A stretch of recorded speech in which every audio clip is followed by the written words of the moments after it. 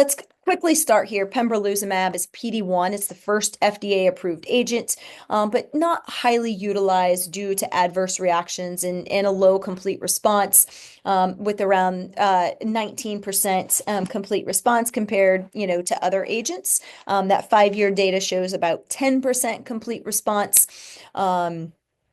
At 5 years. There definitely can be some benefits of this in that it isn't systemic IV therapy. So it doesn't require a patient to hold their bladder if there's any issues with catheterizations or specific reasons that make giving therapies in the bladder more difficult. Pembrolizumab could be an option for patients. How about nadofaragene? So nadofaragene firadenovec is a non-replicating recombinant adenoviral vector that copies this interferon alpha 2b gene into the cancer cells. It's the second agent that was approved for BCG unresponsive carcinoma in situ. It's very tolerable. It's given once every 3 months to an intact bladder, of course. Patients must hold that in their bladder. It does have a higher complete response at 1 year. At about 25 to 44% for CIS versus papillary disease. But it has attrition, just like these other patients. But at 5 years, over 71% of patients have their bladder intact, still on the inside of their body.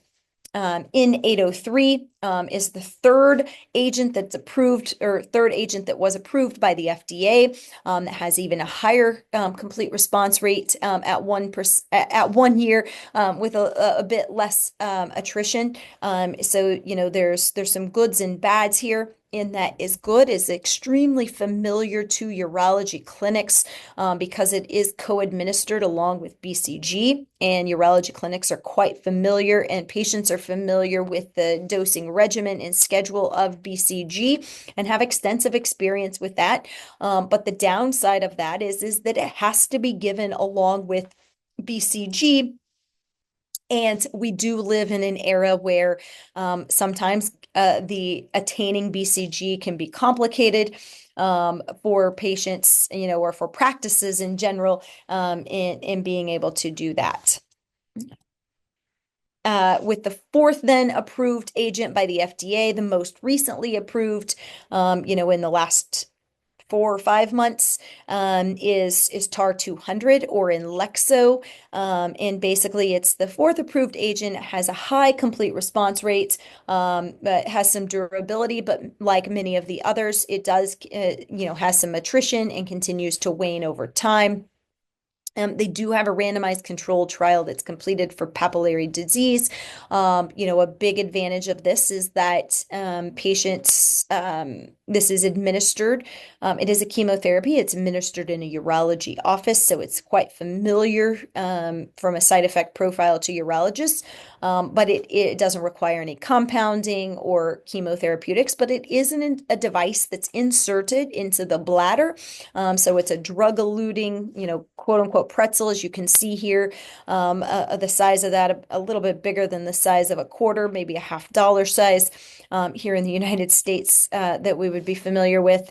And it is a device that goes in the bladder. It is not permanent. It has to be removed every 3 weeks. So that is a removal of the device with a cystoscopy and a replacement of the device with a catheter every 3 weeks for 6 months. And then every 3 months for an additional 6 doses, about a 13% grade 3 or grade 4 adverse reaction. And so when we think about this, right, time flies and there's so many things to talk about and so much excitement. But I think what's really important for us to recognize as urologists, and for you all out there to recognize as patients and caregivers and people that are dealing with loved ones and family members with bladder cancer, is that we have options now. We're doing the very best that we can at present time. But essentially in today's world, our current paradigm is BCG, and And if that does not work for the cancer, or the cancer outsmarts it, we move on to second line or third line therapies and clinical trial before, and then a patient has to go on to radical cystectomy. What do we hope for in the future, or what is our near future paradigm as we look at kind of these new agents that's been approved, that we utilize BCG or BCG, some alternative to BCG, essentially a frontline therapy, whether that be BCG or an intravesical chemotherapy.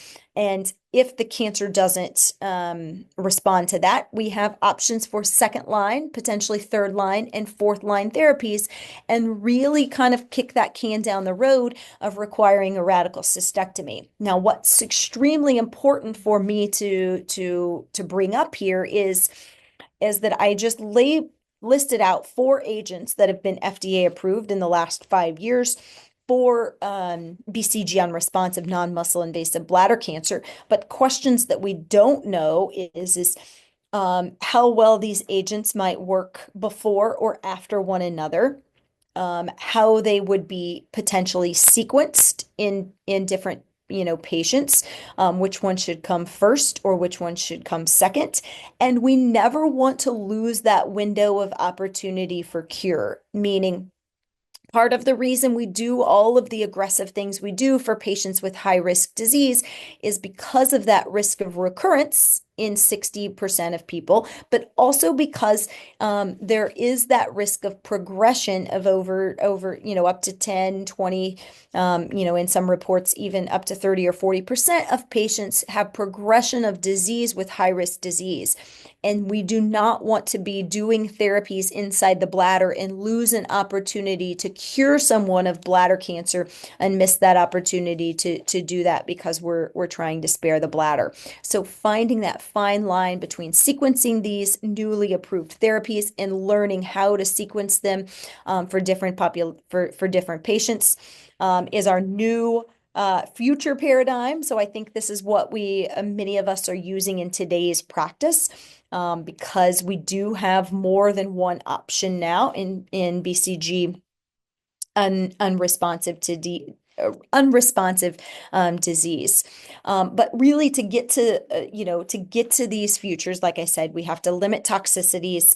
We have to not lose that curative window, limit progression, and then really limit recurrence at the same time. So what's our real hope and desire when we look at this is this, extended future paradigm. I'll give thanks to Max for providing this slide, but is that we might be able to predict what patient is going to respond most appropriately to an intravesical immunotherapy such as BCG, or may need BCG plus an additional immunotherapy as in the BCG naive setting, or patients that may respond better to one of these antiviral immunotherapies or an intravesical chemotherapy.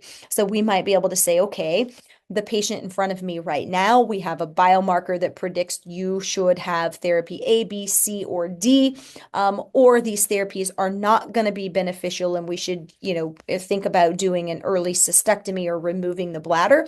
And then the desire is that really reduces our risk of recurrences and our need for these ongoing salvage therapies, that there's a different personalized medicine therapy for each of our patients. So this is not even come close to kind of approaching everything that we want to approach for or get to here as we think about non-muscle invasive bladder cancer. But I hope this really kind of laid a baseline as to why, when you're in your friend group and you're out to dinner and you have friends with bladder cancer, why one person might get an intravesical chemotherapy and somebody else might end up with an intravesical BCG therapy or an induction and maintenance and ongoing therapies.